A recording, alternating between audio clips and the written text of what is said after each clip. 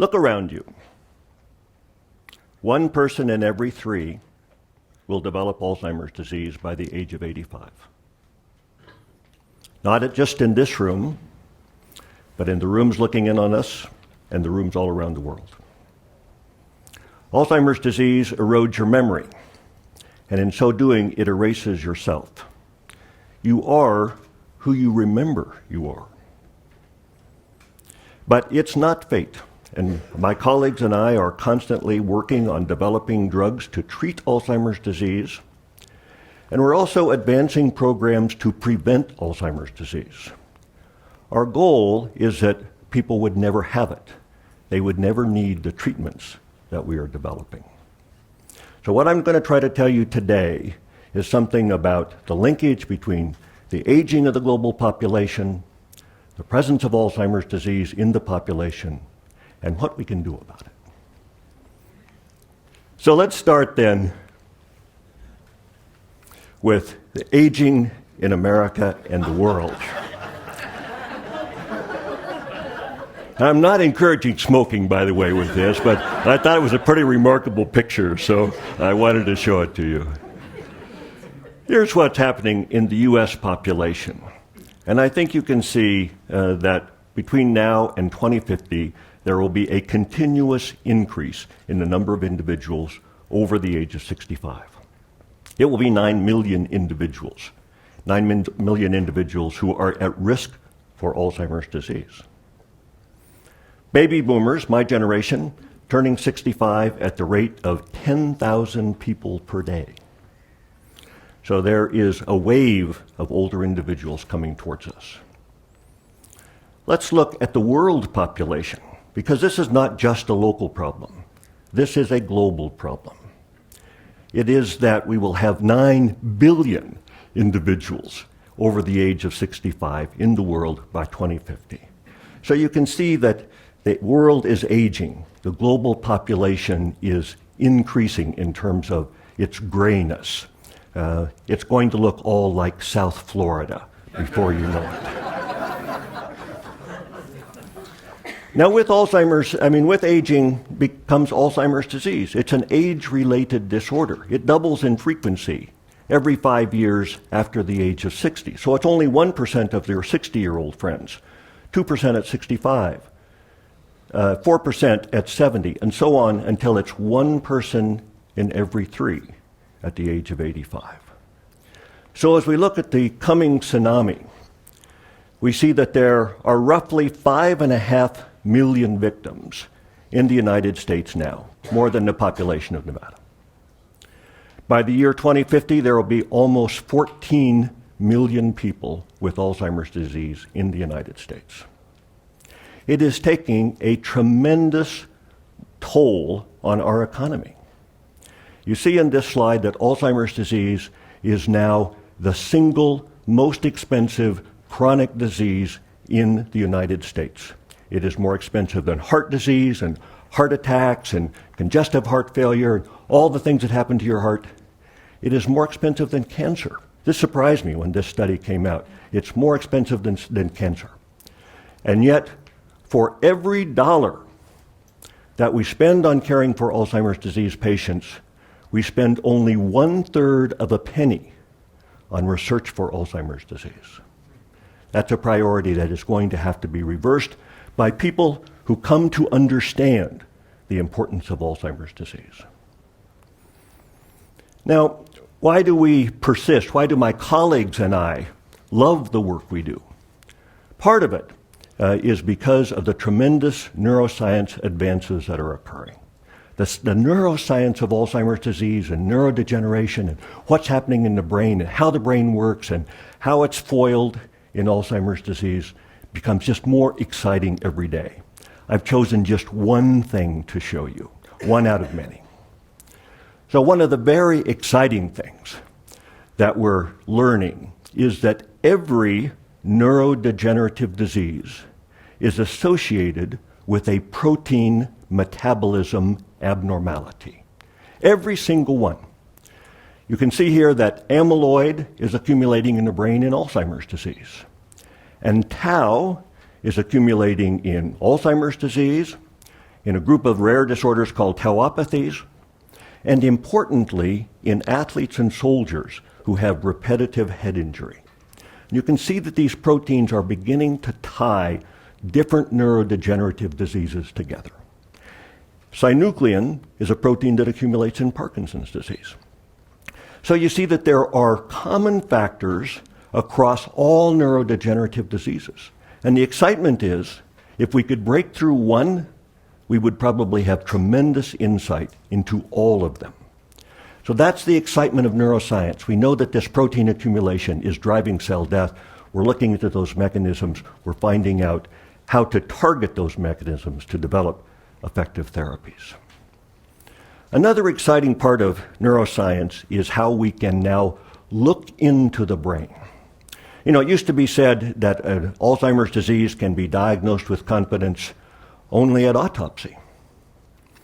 Well, I find that uncomfortably late in the doctor-patient relationship. But now we don't have to wait for autopsy. Here, for example, are two MRI scans. On the left is a normal person, and you see where that H is pointing. That's a plump, from a neurological point of view, beautiful hippocampus. And then on the right, you see how the hippocampus has atrophied and the black fluid around it has increased. And you can see that that structure is beginning to disappear. And that is the first structure that is struck in Alzheimer's disease. So we can look at the MRI and we can say, yes, this is a clue to the fact that this person's memory failure is a product of Alzheimer's disease. Even more exciting are the PET scans that we're now able to do. On the left, you have a normal individual. On the right, you have a person with Alzheimer's disease. And you don't have to have an MD to see the difference, right? This is very obvious. And what we're labeling with this PET scan, and we use this every day at the Lou Ruvo Center, what we're labeling are the amyloid plaques of Alzheimer's disease. So if the plaque is present, we can now see it with a PET scan. If the plaque is absent, that person's memory problem cannot be Alzheimer's disease. It's a tremendously powerful tool, and it just evolved in the last few years. It was just approved last year by the FDA. It allows us both to diagnose patients with great accuracy and to explore new therapies. There are about 100 drugs in clinical trials for Alzheimer's disease.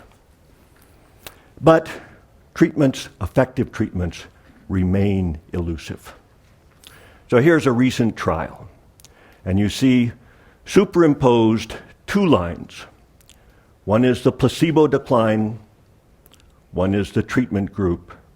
They're identical and superimposed. So you see, this was a large trial, involved hundreds of sites around the country. Hundreds of patients received a monthly infusion in order to see if this drug would work, and it didn't. But it's one step in the process of succeeding. I don't know whether the next drug will work or the drug that's 10 drugs away, but I know that I'm not going to get there unless I test the next drug. So clinical trials are key to what we do. Why is it? Well, of course, it's the human stories that drive us. I had a father-daughter pair that I was working with. The father had Alzheimer's disease.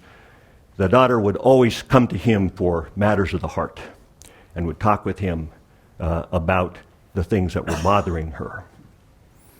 So he developed Alzheimer's disease, and she wanted this same kind of intimate conversation. And she started into one of these discussions, and he said, "Honey, I've gone away." And I thought, you know, he captured it so beautifully because he knew he couldn't have that conversation that she wanted. But that's what drives us to do what we do. And we invite you to help us do what we do. You can all do more. We can all do more. And as a matter of fact, we can all do more to reduce our risk for Alzheimer's disease. Although about half of the risk is genetic and age-related, about half of it is not. And that means we have some control over our risk for Alzheimer's disease. So here's one way of thinking about it. I've already talked about those things, some of those things that are more likely to increase Alzheimer's disease. There are things like age, we've talked about that. Genes, you can't help that. Mark Twain said, choose your parents well. That's all you have. Being a woman, unfortunately, places you at greater risk for Alzheimer's disease. And of course, women live longer, so they're more likely to get the disease for that reason. Diabetes, obesity, hypertension, hypercholesterolemia, head injury, I'll come back to that, and smoking all increase the likelihood of getting Alzheimer's disease. Things that decrease the risk. Education. You're a little less likely to get Alzheimer's disease because you're here at TEDxUNLV today. How fantastic is that? You didn't even know you were getting that as a benefit. Exercise. Exercise is one of the most powerful and well-documented brain-saving interventions that you can do. Nutrition. The Mediterranean diet has been repeatedly shown to have brain-saving effects. Socialization, stress reduction, and sleep are all critical to health, and you're going to hear a lot of that today. You're going to hear great music. You're going to hear a lot of ways of thinking about brain health. It all fits together. Here's just a mention about our interest in relationship between head injury and developing dementia. You know that athletes, NFL, fighters, sometimes, not always, but sometimes go on to develop a dementing disorder. So we're looking at that. We're a better place than Las Vegas. There are 800 registered combatants in this city. So we've studied about 400 of them so far with annual MRI, annual cognitive assessments, and we're looking to see if we can understand how this tau protein, which is the dark staining area of the brain, is accumulating in the brain of some of the athletes and causing them to have cognitive impairment. So you have a 1 chance in 3 of getting Alzheimer's disease, but you can reduce your risk. There are things you can do. You must start now. Medications may become available, and I urge you to participate in clinical trials. We now have clinical trials, for example, for healthy elderly people, where the goal of the trial is to prevent Alzheimer's disease. How great is that? And remember that you'll never be younger than you are at this instant.